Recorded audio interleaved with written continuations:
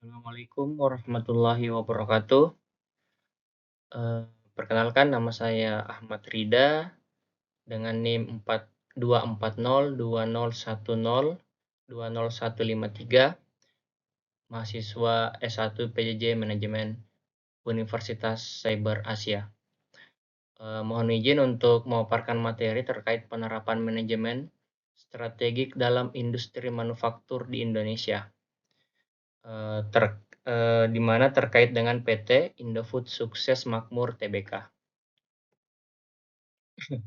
Dalam identifikasi sektor bisnisnya, yang pertama, nama perusahaan yaitu PT Indofood Sukses Makmur Tbk adalah perusahaan terkemuka di Indonesia yang bergerak dalam industri makanan dan minuman, dikenal karena inovasi dan kualitas produknya.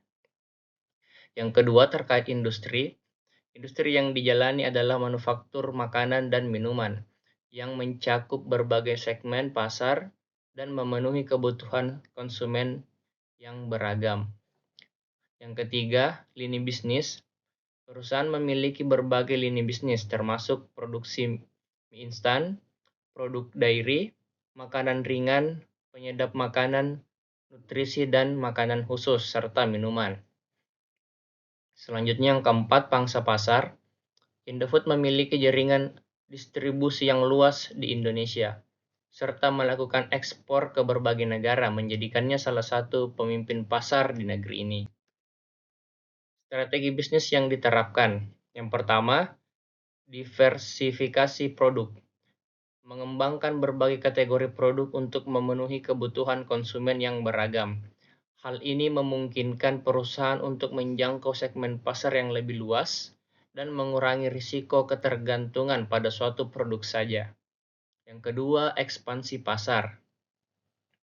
Memperluas jangkauan pasar baik domestik maupun internasional melalui peningkatan distribusi dan pemasaran. Strategi ini membantu perusahaan untuk meningkatkan pangsa pasar dan menciptakan peluang baru untuk pertumbuhan. Yang ketiga, inovasi dan R&D. Berinvestasi dalam penelitian dan pengembangan untuk menciptakan produk baru dan meningkatkan kualitas produk. Ini adalah kunci untuk tetap kompetitif di pasar yang terus berubah dan memenuhi harapan konsumen. Selanjutnya yang keempat, ada kemitraan strategis. Bekerja sama dengan perusahaan global seperti Pepsi untuk memperluas portofolio produk dan akses pasar. Kemitraan ini memungkinkan pertukaran sumber daya dan pengetahuan yang bermanfaat bagi kedua belah pihak. Analisis strategik atau SWOT. Analisis mendalam terhadap kekuatan, kelemahan, peluang, dan ancaman. Yang pertama, reputasi merek yang kuat dan dikenal luas oleh konsumen. Yang kedua, ada jaringan distribusi yang ekstensif di seluruh Indonesia. Yang ketiga, ketergantungan pada bahan baku impor yang rentan terhadap fluktuasi harga. Yang keempat, terkait persaingan ketat dengan produsen lokal dan internasional. Selanjutnya, strategi generik Michael Porter. Pertama, kepemimpinan biaya atau cost leadership. Mengoptimalkan proses produksi untuk menekan biaya dan menawarkan harga kompetitif. Strategi ini bertujuan menciptakan efisiensi operasional yang memungkinkan perusahaan untuk menetapkan harga yang lebih rendah dibandingkan pesaing, menarik lebih banyak konsumen. Selanjutnya, diferensiasi. Menawarkan produk dengan kualitas tinggi dan inovasi yang memenuhi selera konsumen. Dalam strategi ini, perusahaan berfokus pada menciptakan produk yang unik dan bernilai tambah, sehingga konsumen bersedia membayar lebih. Selanjutnya, fokus menargetkan segmen pasar tertentu, seperti produk kesehatan untuk konsumen yang sadar gizi. Strategi fokus ini mengedepankan pemahaman mendalam mengenai kebutuhan segmen pasar tertentu, sehingga perusahaan dapat menawarkan produk yang lebih sesuai. Selanjutnya ada dampak penerapan strategi. Yang pertama terkait pertumbuhan bisnis, strategi diversifikasi dan ekspansi pasar telah terbukti efektif dalam meningkatkan pendapatan dan pangsa pasar perusahaan. Dengan memasuki pasar baru dan menawarkan produk yang bervariasi, perusahaan dapat memperluas basis pelanggan dan meningkatkan keuntungan secara signifikan. Yang kedua, ada persaingan. Inovasi produk dan kemitraan strategik memainkan peran vital dalam memperkuat posisi kompetitif perusahaan di industri. Dengan mengembangkan produk baru dan menjalin aliansi dengan mitra yang tepat, perusahaan dapat menghadapi kompetisi dengan lebih baik dan menciptakan keunggulan yang berkelanjutan. Poin ketiga itu ada pelanggan. Kualitas produk yang konsisten dan variasi pilihan adalah kunci untuk meningkatkan kepuasan dan loyalitas pelanggan. Dengan memastikan produk berkualitas tinggi dan menawarkan berbagai pilihan, perusahaan dapat memenuhi kebutuhan pelanggan dengan lebih baik, yang pada gilirannya akan meningkatkan retensi pelanggan.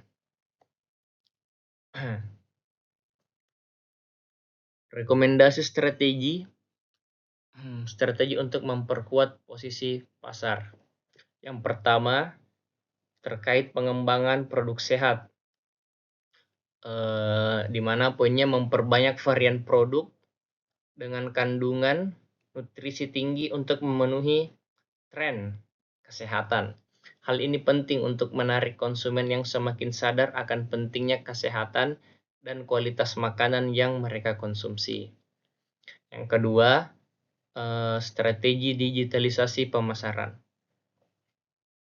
Poinnya memanfaatkan platform digital dan e-commerce untuk menjangkau konsumen lebih luas. Dengan adanya peningkatan penggunaan internet, strategi ini memungkinkan perusahaan untuk berinteraksi secara langsung dengan konsumen dan meningkatkan penjualan. Selanjutnya yang ketiga ada strategi penguatan rantai pasok.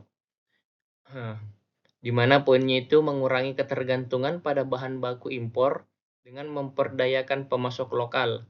Ini tidak hanya mendukung perekonomian lokal, tetapi juga membantu menciptakan rantai pasok yang luas, yang lebih resilient dan berkelanjutan. Sebagai kesimpulan, yang pertama diversifikasi produk. PT Indofood Sukses Makmur Tbk telah berhasil menerapkan diversifikasi produk untuk meningkatkan kehadiran pasarnya dan memenuhi berbagai preferensi konsumen. Strategi ini memungkinkan perusahaan untuk mengurangi risiko yang terkait dengan fluktuasi pasar dan perubahan tren konsumen. Yang kedua, ada ekspansi pasar, di mana perusahaan telah memperluas jangkauan pasarnya, baik di dalam negeri maupun internasional, sehingga dapat menjangkau segmen pelanggan baru. Langkah strategis ini telah berkontribusi secara signifikan terhadap pertumbuhan, pendapatan, dan pengakuan merek. Yang ketiga, ada inovasi. Inovasi memainkan peran penting dalam strategi PT Indofood, dengan upaya berkelanjutan untuk mengembangkan produk baru dan meningkatkan produk yang sudah ada. Komitmen terhadap inovasi ini memastikan bahwa perusahaan tetap kompetitif dalam industri makanan dan minuman yang berkembang pesat. Yang keempat ada analisis SWOT, mengungkap kekuatan, kelemahan, peluang, dan ancaman perusahaan, memberikan wawasan berharga untuk perencanaan strategis. Analisis ini membantu dalam mengidentifikasi area utama yang perlu ditingkatkan serta menentukan fokus strategi. Yang kelima, terkait penerapan strategi Porter. Melalui penerapan strategi Porter, PT Indofood mampu memposisikan diri secara efektif dan landscape persaingan, meningkatkan keunggulan kompetitifnya, dan memperluas pangsa pasar. Yang keenam, terkait rekomendasi strategis. Strategi yang direkomendasikan bertujuan untuk meningkatkan daya saing dan berkelanjutan perusahaan. Rekomendasi ini berfokus pada pemanfaatan kekuatan, penanganan kelemahan, serta pemanfaatan peluang pasar. Mungkin itu saja yang dapat saya sampaikan. Jika ada kekurangan mohon dimaafkan. Wassalamualaikum warahmatullahi wabarakatuh.